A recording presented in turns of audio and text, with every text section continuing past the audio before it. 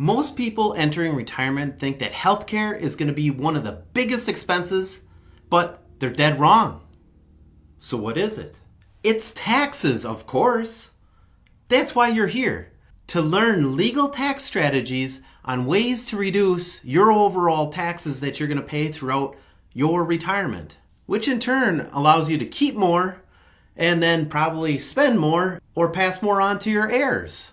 In this video series, I will go over some of the best kept tax secrets that you can apply to your own personal finances. They will provide a solid foundation on ways to help you navigate your own personal finances, either by doing it yourself or working with a professional. And these ideas will prepare you or help prepare you for the golden years of retirement. You'll walk away from this video series with practical tactics to keep more of your hard-earned dollars right in your own back pocket. So let's get started. Okay, strategy number one. You're in a 0%, 10%, or 12% federal tax threshold. You should try and put away as much as you can into the Roth IRA because, again, Roths grow tax-free. If you ran into a hypothetical, I need to get the money back out, there is ways that you can get money back out, not your growth on the money, but your original contribution you can take out without penalty. But the whole reason for having a Roth is to plan for retirement and to let that money grow tax-free until retirement. So funnel as much money as possible into a Roth if you're in the 0, 10, or 12% federal tax brackets. Okay, strategy number two. For those that are in the median, meaning you're probably paying 22 or 24% federal taxes. For those people, you might want to consider saying, am I just on the border between 22 and 24%? Maybe I should split some of my contributions in my 401k to traditional and part into the Roth. So you still get a tax deduction to maybe stay in between one of those tax brackets and not move into the next tax bracket, but also start putting away money, because if you can put away money into a Roth IRA and let that grow tax-free, you're going to be in a great financial situation later on down the road. Again, even if you're in the 22 or 24%, put away as much money into the Roth IRA as you possibly can. Okay, strategy number three. Say you're a high income earner. I don't know if I qualify for a Roth IRA because my adjusted gross income or modified adjusted gross income is too high. I hit the threshold. Well, there are ways, which they call a backdoor Roth, where you can fund a traditional IRA and then turn around and convert it immediately into a Roth. The trick is, if you contribute to an IRA and there's already an account balance there, say there's $100,000 already in the account, and you put away $7,000, they're going to say the amount that you converted then to the Roth is a percentage. 7,000, 7% of the 100,000 can go over to a Roth. So 7% of what you convert. So you have to pay taxes on the money that converts over. So on 93% of that money, you're paying taxes. Not a good deal. Not recommended. What you need to do is open up a brand new account and have $0 in there. You fund the non-deductible IRA. You don't get a deduction for it. That's okay. We're going to immediately convert it to a Roth because 100% of those funds we convert over, we're able to convert the full amount, 100% instead of 7%. So there's no taxes due when you can do the conversion when it's 100%. The first scenario, you would pay taxes to convert to a Roth. The second scenario, you avoid paying taxes. You didn't get a tax deduction for putting the money away, but you fully convert and you owed zero taxes to convert it to a Roth. Great strategy. If you have a Roth 401k available to you, consider funding into a Roth because from a traditional standpoint, your income is too high. Roths are going to be your friend later on down the road.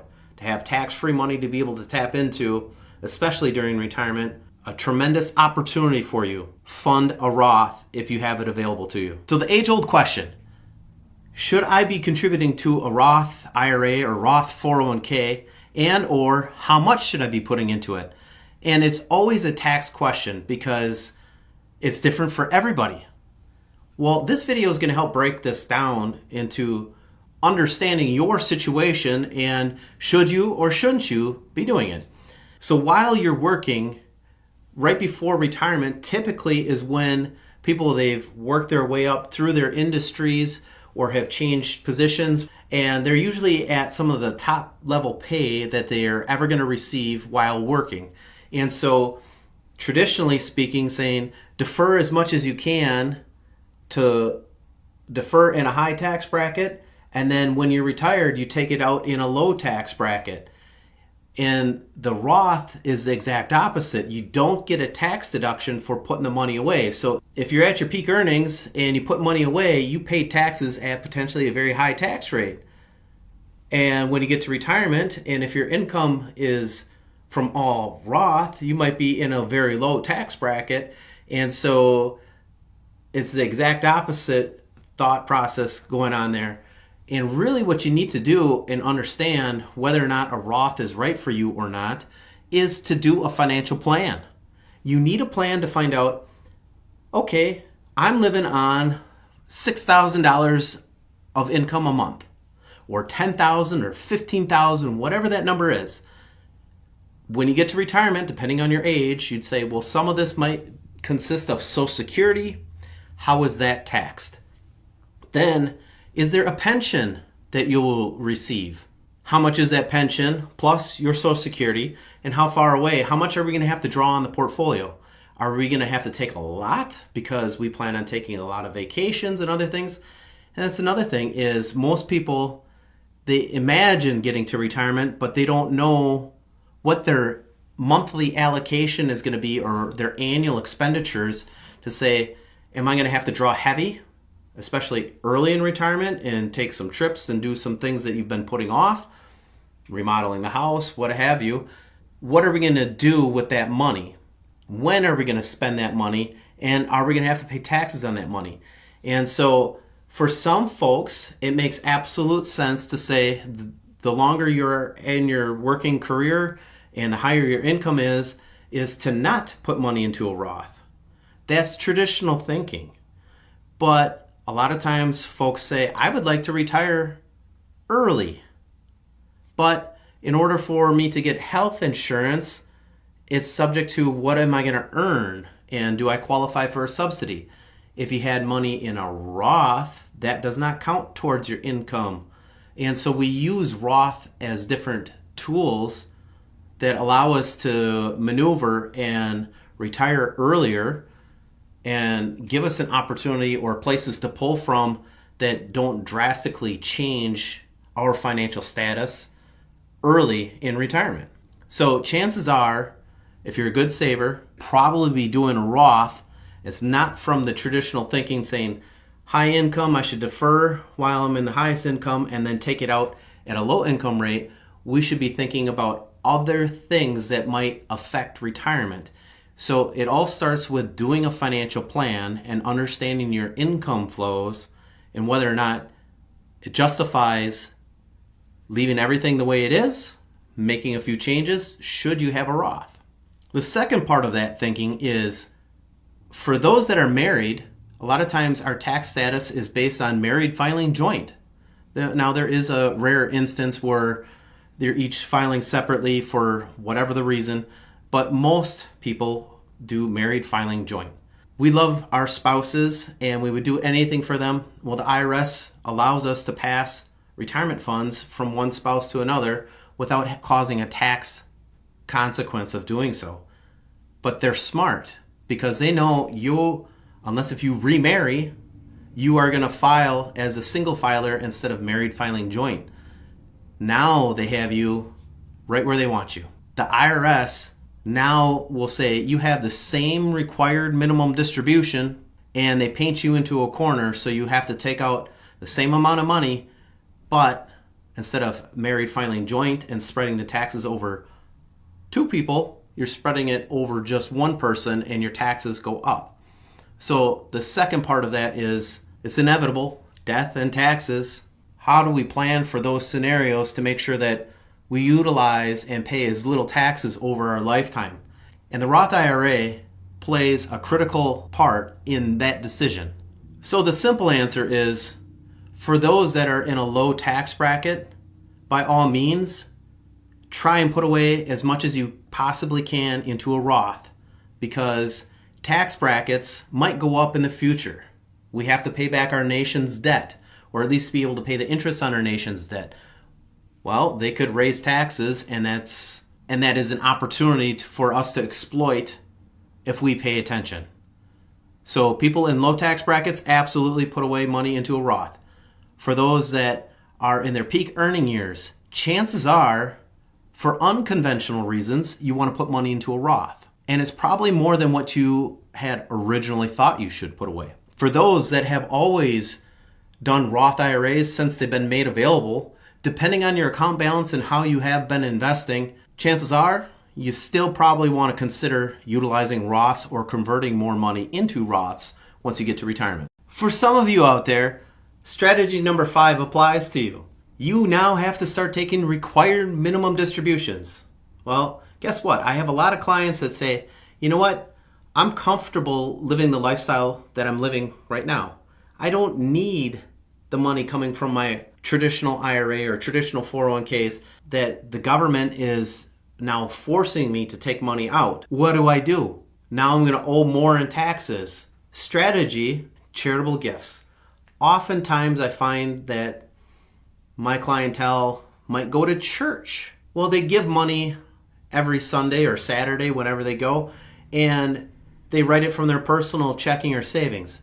What if you took this simple idea, instead of having to take your required minimum distribution, pay taxes on it, what if you gave directly to your charity? How about you get a tax deduction for making a gift? Okay, so the next question is, I don't want to give my church or this charitable organization that much money all in one fell swoop.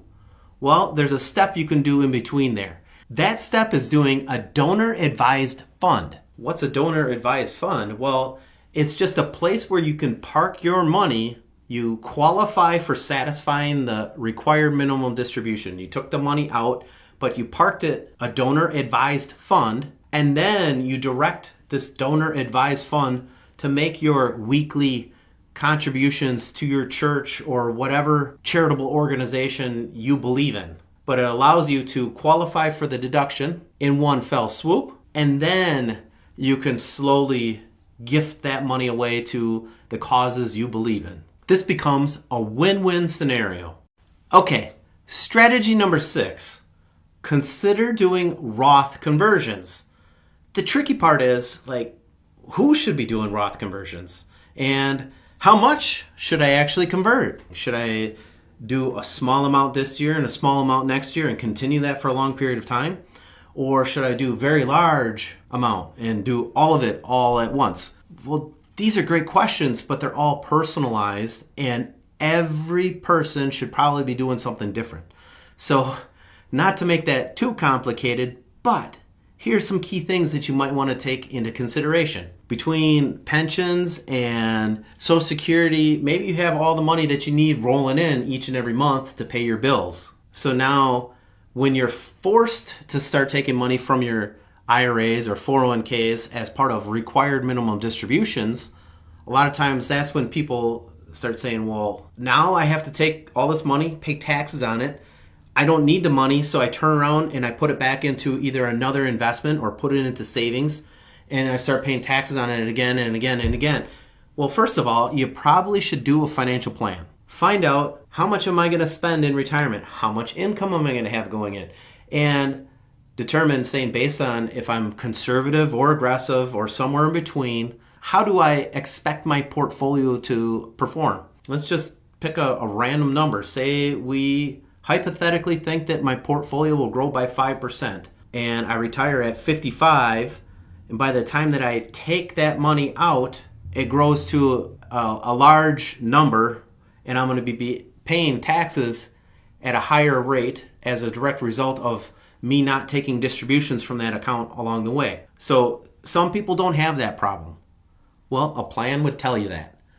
But for those that have done a great job saving and they didn't need maybe as much as what they had saved and had done an excellent job saving for retirement or received an inheritance or had different type of circumstances, sometimes the plan points out, boy, we're going to have a ton of money there and we're going to have a tax problem later on down the road.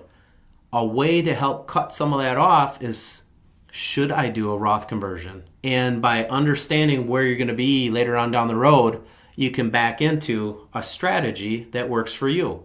And it might be a strategy we convert money each and every year, small amounts, all the way until we get to 73 when we're required to take money out. Or we convert it all in one fell swoop because of the size or the tax consequence, and we find a way to make it worth your while to figure out, is it going to be beneficial? Am I going to be further ahead or further behind based on the conversation? And so this is a planning conversation, and you should have projections done so you can see the end result and help make you more comfortable with your financial picture moving forward. Knowing and understanding your taxes becomes even more crucial.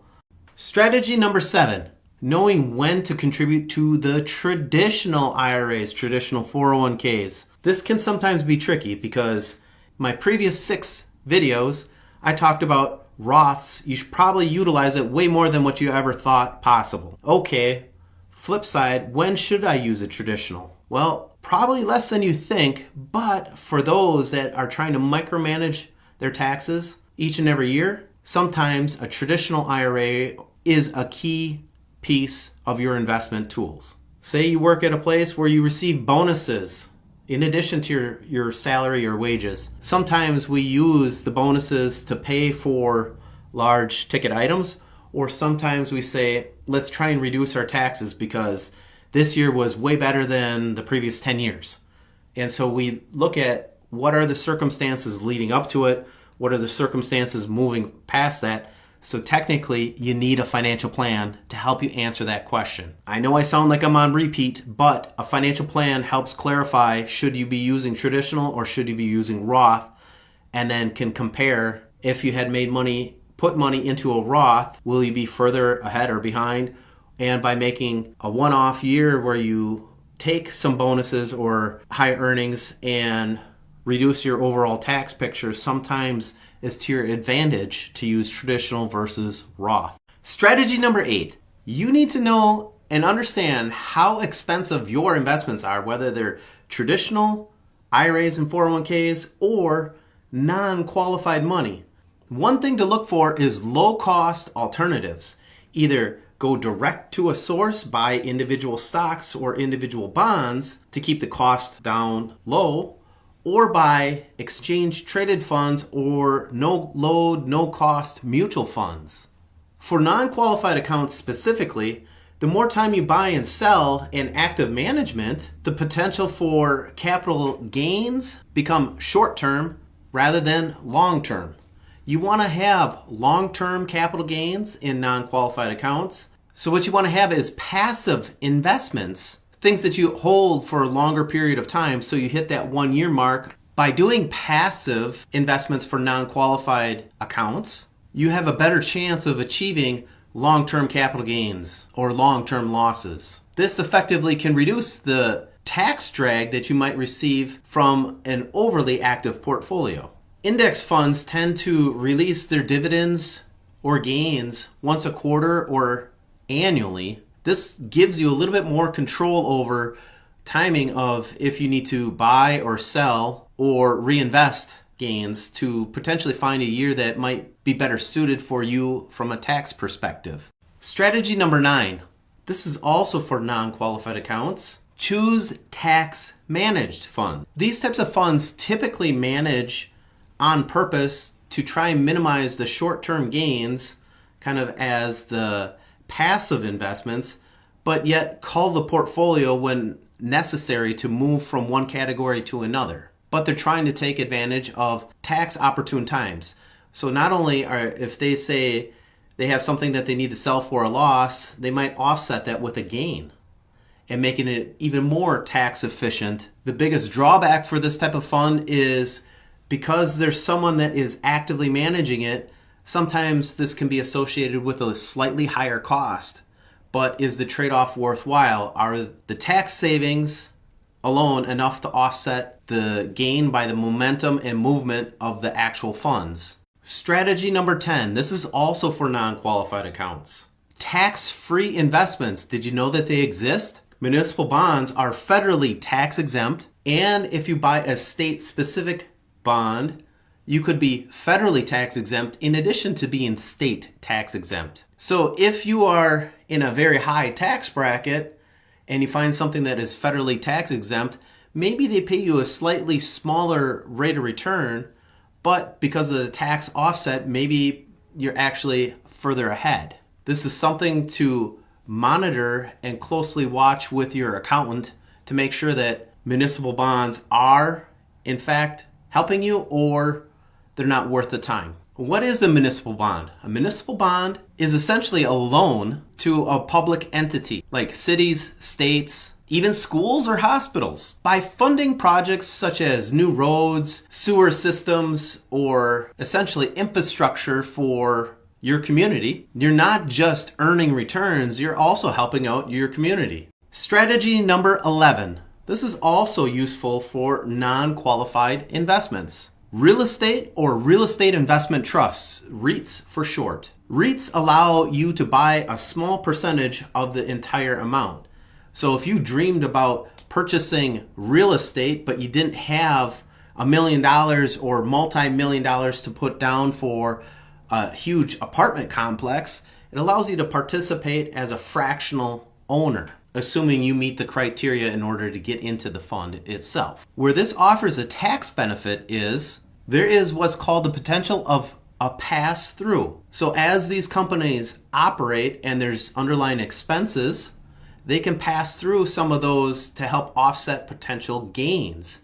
So it can help you from a tax perspective to lower your taxes while still at the end of the day achieving the goal of owning a diversified asset such as real estate and the opportunity for income through rents and growth. When should I elect my Social Security to maximize the amount of income that I get? Or when should I take it? Should I take it early or should I take it later and wait? Or should I take my spouse's benefit? There's so many things and so many stories out there, it can be confusing. But before I get into all this, I want to throw a disclaimer out there. I believe that everybody should review Social Security themselves and have a good understanding of their family's health history, their own personal health history, and their own financial situation in order to assess whether or not that they should elect Social Security benefits at the time that is optimal to them and their situation. Strategy number 12, delay collecting Social Security until full retirement age. Did you know that by waiting until full retirement age, every year that you wait to take Social Security, it will continue to grow by 8% per year until age 70. This can significantly boost your lifetime income, especially if you anticipate living a long, healthy life.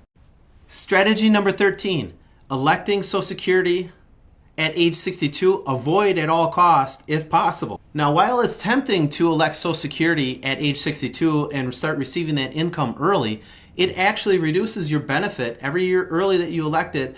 It reduces your benefit by 6.67% until your full retirement age. This can significantly reduce your lifetime income. The tax impact of early retirement is often less than the income lost over a lifetime. Strategy number 14, consider using the split method if married.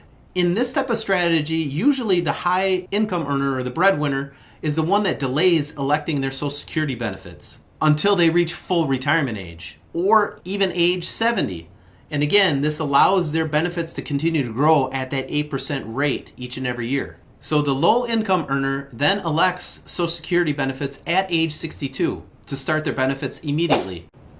Did you know that healthcare costs are your secret tax weapon? For those that want to retire early, healthcare becomes an immediately impactful decision. And also for any retiree, the transition from working and having healthcare provided to either finding something on the open healthcare or even transitioning to Medicare can be a challenge in figuring out what is the right thing for you and your family. So what if we could turn healthcare into a tax strategy and make healthcare our friend? Wouldn't that be great? From maximizing contributions to company provided plans like flex spending accounts or health savings accounts, it could be a tax strategy. Number 15, unleash the medical expense deduction. Did you know that on your tax return there is a section under Schedule A that allows you to calculate if you have expenditures over your income of over 7.5% that you're allowed to deduct additional medical expenses to help offset taxes? It becomes important to understand what qualifies. Dental expenditures, healthcare expenditures, even long-term care premiums could count as a deduction. So a lot of folks, after the last tax laws went into place, use the standard deduction. But for those that have unique situations, need to be aware that you might qualify, especially if your income is low and you've done great planning, that you might qualify to be able to write off even more of your expenses. Just make sure that you keep meticulous records so that you can provide them to your tax provider and maximize your deductions. There's a wide variety between doctor medical visits to prescriptions to even medical equipment that you may need to purchase for at home. In addition to long-term care. Strategy number 16, itemize with confidence. Itemized deductions can offer significant tax savings. As mentioned in the previous section, Schedule A allows us to identify very specific medical, dental, even some healthcare premiums of sorts for like long-term care to be able to write off as long as it's more than 7.5% of your adjusted gross income. Work with a CPA or a qualified accountant to help you identify where you may benefit the most.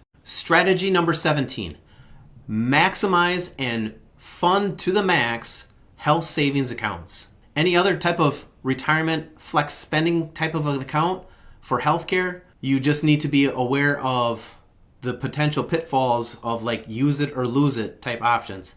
Health savings account, for those that do not know, is if you don't use that expense for health related items, that money carries forward indefinitely until it's been used. This is the only area that is triple tax exempt. Not only do you not pay taxes when you earn the money and put it away into an account, the money grows tax free, and then when you take the money out, as long as it's used for a qualified expenditure, the money comes out and no taxes are due. For those that have saved enough money into their health savings account, instead of just having to leave it in a money market or a checking or savings type of account, you can actually invest it as if it were a regular investment, like say your 401k or IRA, providing that the provider where you have it custodian that allows you to do that. Number 18, be strategic about Medicare timing. Always be aware of enrollment periods and understanding when you can actually enroll versus giving up an existing plan that you might already be in or contracted through. For those that are Medicare eligible but are still working, sometimes the question is, should I switch over to Medicare or should I continue with my existing healthcare plan? By continuing to utilize your existing healthcare plan through a business, you still might be eligible to participate and contribute to a health savings account. However, if you delay enrolling in Medicare, just note that there could be penalties for enrolling at different periods of time. These penalties can increase the longer you delay. So carefully weigh the tax benefits of perhaps using an account like a health savings account, electing Medicare, or against potential fines. How about we talk about tax credits you didn't know that you deserved? Do you think that tax credits are just for some lucky people? Think again about that. You'll discover credits that are designed to support retirement savings, healthcare caregivers, medical costs, and more. This section is going to be the map for the benefits that you never knew existed. Forget about overpaying the IRS. Claim your rightful tax breaks that you should be entitled to, and keep more of your hard-earned money. You should always ask your CPA or accountant if these are some things that you qualify for. Strategy number 19, the saver's credit. Don't underestimate the strategy of saving of small contributions. This credit allows and is specifically designed for low or medium income earners who contribute to retirement accounts like IRAs or employer-sponsored retirement plans. You could receive up to a 50% credit of your contributions up to a maximum of $1,000. $2,000 if you're married filing joint. This translates into valuable tax saving strategies that can directly boost your retirement savings. Strategy 20, the credit for elderly and disabled. If you're over age 65 or you are under that age and permanently disabled, you might qualify for this credit based on your income and filing status. The higher your income, the lower the tax credit is, but it can still offer incredible tax savings, especially for those retirees with moderate or low incomes. Strategy 21, dependent care credit. I know, a lot of the people that are watching this video are going to be people that are near or already in retirement, but this credit still can apply. There are so many people out there where their children have children, so grandchildren, and they can't take care of their children. So what happens is the grandparents sometimes step in and they're providing for their grandchildren, which is awesome, by the way. But what some people don't realize is they may be entitled to a tax credit for helping take care of grandchildren. From a traditional standpoint, for parents who have kids and they're sending them off to daycare, for the payments that you're making to that daycare facility, there is a tax credit available for those to help offset some of the expenditures on your tax return. Thank you for taking the time to watch this video series. Hopefully it was very informative to you, but oftentimes people say, well, I have a very unique situation, or I have a question about my situation. That's exactly why I have scheduled time to meet with you. Please feel free to click the link, schedule a time, and we can talk about your specific situation and get you the answers that you need and want. Talk to you soon. Thanks for watching.